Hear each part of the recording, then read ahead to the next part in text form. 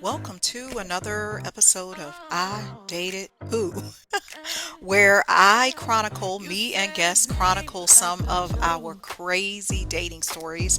My name is Elmira. I am your host. Oh my goodness, I hate the way these glasses are, but this is besides the point. I got to tell you about the story of a guy I dated in my 30s, and you saw by the title there, he was looking for gum under the table. All right, let me hop to it. I was living in Nashville, Tennessee at the time. I had moved to Nashville, decided it was time to date because I finally recovered from my ex. And y'all might not know this about me, but it took me almost 7 years to get over my ex. I broke up with him in '08, and it really wasn't until about 2015, 2016, somewhere around there, well, where I felt my heart was open enough to invite love in again. So this is where I ended up. I was on the dating apps. I was meeting numerous guys. This guy, as I tell this story, some of the details are coming back to me because I didn't even remember this. But okay, I meet this guy. Let's call him Rick. That is not his name, but I'm going to call him Rick. Rick, meet him. We start talking. He tells me that he does security. He's a security guard. I'm like, okay, this could be a hit.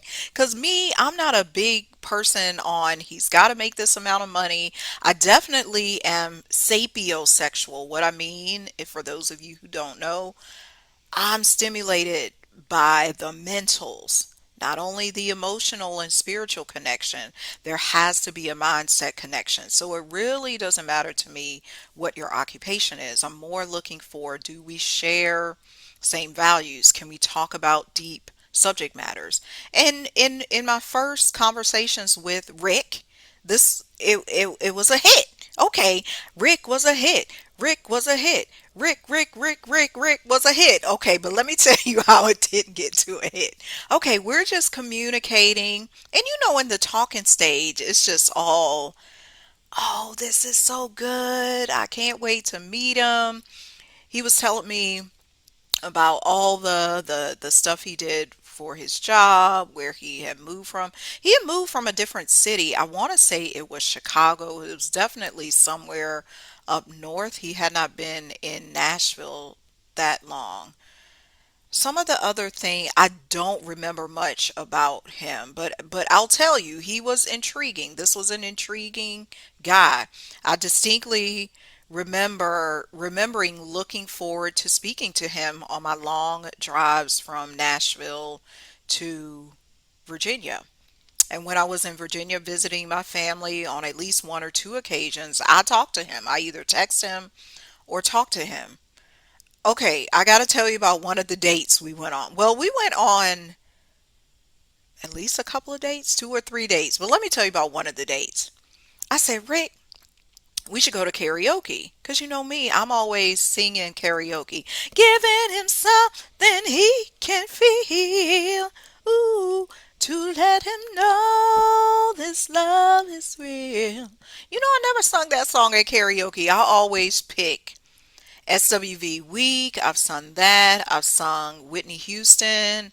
I have sung Nelly and Kelly. I've sung with a group of friends. I sung Survivor by Destiny's Child. I don't know what I sung that night, but there was this spot called Larry's in Antioch, Tennessee, near where I lived. And I was like, let's go to karaoke because that's what I love to do. He meets me there. And it's like cool. I'm like, okay, this guy, I can get down with this. He looks good. Nothing. He didn't smell bad. It was nothing crazy. And I love that karaoke spot. Number one, it was close to where I lived. I'm talking 5 minutes down the road. Well, I lived in one apartment where it was only 5 minutes, and then I moved a little bit further away, and it ended up being maybe like 15 minutes, still on the same side of town. We're enjoying each other's company, chit chatting about everything. Why was this man looking for gum under the table? I'm like, okay, Cause he's just consistently, I'm talking every 5 minutes or so, looking under the table. And you know, at the time, because y'all might say, was he looking for gum or was he trying to look under your dress? I don't even know that I was wearing a dress. I wear a dress a lot of the times, but I don't know if I was wearing a dress that time. It appeared the man was looking for gum under the table. So that was already suspect. I'm like, why does he keep looking under the table? This is so crazy. I know this is Larry's because Larry's got some of everything. You know, you got your regulars because Larry's is similar to Cheers. You got your regulars up in there, karaoke crowd, beer drinkers, smokers, all the nine. I used to go alone, and then when I would go, I would get up there and sing. People would always approach me, want to come sit at my table. Oh my gosh, you have such a beautiful voice. Da, da, da, da, da. So this is the type of crowd. So we got country, rock, hip hop. It's a mixed crowd up in here, up in here. And but here's Rick looking under the table. What would y'all have done? Y'all got to tell me in the comments. What would you have done if you just noticed your date was looking, kept looking under the table? I don't think we might have had something to eat that night. I don't even remember to tell you the truth. Because most of the times that I would go, I would order something like chicken tenders or I might get me a wine. So maybe we had that. But that was my red flag of the day. And let me tell you about red flags because I was watching a Pop the Balloon episode on yesterday, and the girl explicitly told the guy, "Oh, that's a real red flag." Me, I'm not that person to do it. I will notate it and say, all right, you started at 100, but I'm docking you down to like 87 right now because I was a little suspect. You looking under the table and just consistently doing it. Yeah, I'm not with that. Needless to say, the night ended. No kiss, no nothing, because we're still getting to know each other. We go on a later date. I can't give y'all the time frame. I'm sorry. I can't tell you if it was the next week, if it was 2 weeks later, 3 weeks later. Let's just assume it was 2 weeks later. He invites me to go to this place called Zany's. Y'all probably know Zany's because it's a national comedy club similar to the Funny Bone. We have it in Nashville. So I'm like, cool, let's go to Zany's. We're seeing Avion Crockett. All right, I meet him there. I'm dressed in my all nice clothes, like real nice dress. I get there, we get to the table, we have a good selection of food, everything. This place is crowded because if y'all know comedy clubs, they do the seating like this, tight pack. If you, this like worse than being on an airplane. If you bigger than 250 pounds or you taller than 6'2", you might just be not sitting in the seat. But luckily for me, I'm only 5'2" and 140 pounds, so I'm tiny. I could fit in the seat. We ordered the food. I'm like, cool. Oh, that's another thing I got to point out. The tickets were free. This man got complimentary tickets to this show, to this comedy show. So, of course, me, it's a date.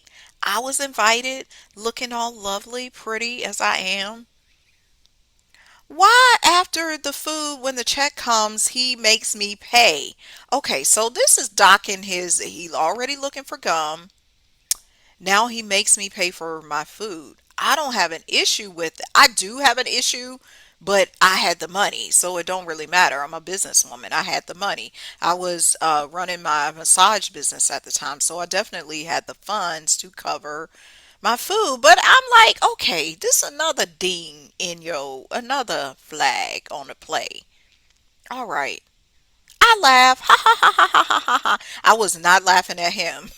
I should have been laughing at him because he was not a match. But I laughed at the comedian, the opening act. I was having myself a good time, and I enjoyed the food too.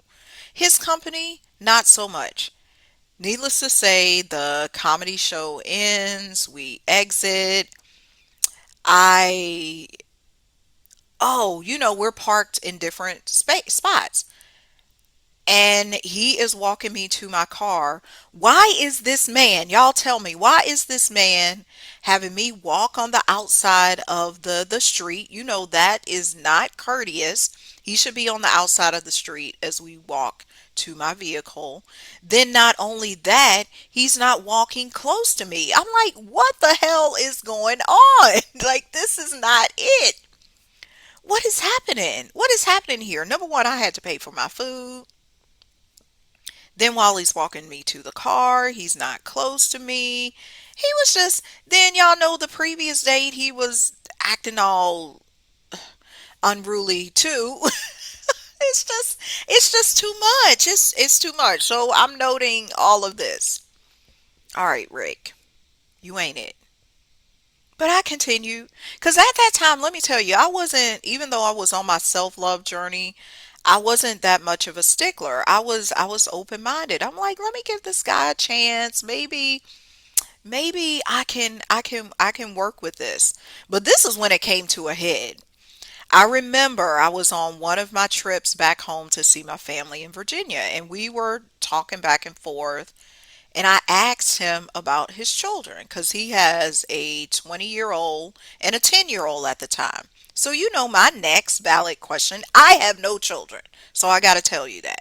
Had no children at the time, have no children yet. So, I asked him, do they have the same mother? Oh my gosh, you would have thought I asked him if he was a murderer or he had been to jail or if he killed JFK or something. It's like he went off. How dare you ask that? You treating a black man like this? All of y'all women, all you ever do is make assumptions and da da da da da. What kind of? I wish I still had the text message because that would have been fun to read in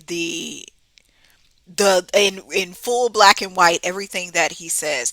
I can't believe you asking me this. What does that have to do with anything? You ain't never gonna find nobody good here in Nashville. He is going off. He is reaming into Elmira. I'm like, whoa, all I did was ask a logical question, because if you have children who are 10 years apart, what do y'all think? Put it in the comments. What do you think? Do you think they have the same mother? They could, but I wanted to know. I had to be sure. I'm like, I got to be certain because as a woman or as a man dating someone with children, you got to understand what you are in for. Nobody should go into a committed relationship not understanding the parameters. And that's what Elmira wanted to understand because I already had a business. My family lived far away. I was further accelerating and developing myself. I ain't want no extra drama. I don't do extra drama, but he gave me the drama that day. Here you go. Y'all black women always trying to judge a black man and y'all holding the black man down. I'm like, I wasn't holding you down. It was just a question. But this just goes to show, even with questions, one thing I noticed just now? Sometimes my questions, because I'm a projector, this is a realization I'm getting from this story. Because I'm a projector in human design, our questions can be piercing to people because it shoots to their heart, it shoots to their core. So anybody else could have asked that question, okay, do they have the same mom? And it would have been okay. Because I've experienced this all my life and I thought it was because people hated me. No, it's because my questions and my statements are piercing to people. And there's been many, many times people have taken a step back because my light is so strong. My voice is so strong. The way I come across is not even the words, it's the energy behind the words because they see it as accusatory. Because it could run either the extreme. It could, build somebody up, or it could feel like it's breaking them down. That's something I'm realizing now because I'm really choosy with my words or who I help or who I guide or who I say stuff to, even inquire things to. Okay, I get back home after this this breakdown, this blow up. Maybe not too many days after I got home, I made the decision, and I remember I was sitting in my office, my massage office, after doing some massages. I made the decision. I said, I gotta end this with this guy. I I either called him or sent him a message and said, Rick, I don't think it's a good idea for us to continue. We're not a match. We're not compatible. Oh, he didn't take that well either. I'm like, dude, you know we not a match. Like there was three instances, three occasions. The karaoke night, the comedy show. Oh, I can name more. The walking me to my car, blowing up over a simple question. I can't have you in my life. I can't, I can't have you in my life 'cause you was looking under the table for that gum. I can't have you in my life 'cause you were looking under the table for that gum. And did you find some? And did you find some? And did you find some? I don't know. I don't know. All right. I ended it. I didn't talk to the guy again. He was upset. That's it. What are the lessons? Because you know on this show I dated who we always highlight the lessons. One of my lessons is when you first know that you don't want to move forward, end it. Because sometimes we can tell ourselves, oh, I can make it work. I can make it work. I know I don't like people who smoke, but I can make it work. No, you can't. You know that's what is it, a non-negotiable, as my friend says. You know it's a non-negotiable. Why you think you can make it work? I thought I could make it work even after all the things. Number two, get with somebody who is accepting of you, who doesn't take your simple inquiries as calling them out, as you harming them. Because that's what he did. He just thought me asking him about his children was putting a dagger in his heart. So that showed we were not compatible. It was never going to work. Number three, oh yeah, if you have an expectation or a preference for a man that walks you to your car in a certain way, let him know that. I didn't let him know that night. I didn't say, "Oh my goodness, Rick, I do prefer when the man walks on the side that side of the street." I didn't say anything. I just kept my mouth shut. At that time in my life, I didn't really speak up as much as I do right now. I didn't state my preferences. I didn't state my desires. And this may be the same for you. Be open about your desires. You don't have to do it in a demanding way.